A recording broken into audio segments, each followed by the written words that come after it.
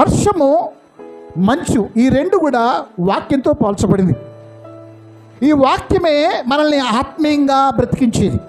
వాక్యం ఏం చేద్దాం? మనల్ని ఆత్మీయంగా బ్రతికిస్తుంది. మనం ఆత్మీయతలో ఎదగాలంటే ఏం కావాలి? మనకి వాక్యం కావాలా? వాక్యం ఇప్పుడు భౌతికంగా మనం బ్రతకడానికి, మనం తినడానికి ఆహారం కావాలి. ఆత్మీయంగా బ్రతకడానికి వాక్యమైన ఆహారం కావాలి. భౌతికమైన ఆహారము వర్షం పడినప్పుడు భూమిలో నుండి పండి అది మనకి ఆహారంగా మార్చబడుతుంది. అలానే మన ఆత్మీయంగా ఎదగడానికి కూడా వాక్యమనే ఆహారము, ఆ వాక్యమనే మంచుతోనూ వర్షంతోనూ పోల్చాడు. హల్లెలూయా. అంటే అది వర్షం పడంగానే చక్కగా భూమిలోంచి లేత గడ్డి మొలుస్తుందంట. మొలుస్తుందా లేదా?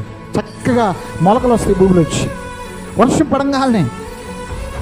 అదే రీతిగా ఈ వాక్యము కూడా నీ హృదయములో అది ఫలించేదిగా ఉండాలి. ఆమేన్.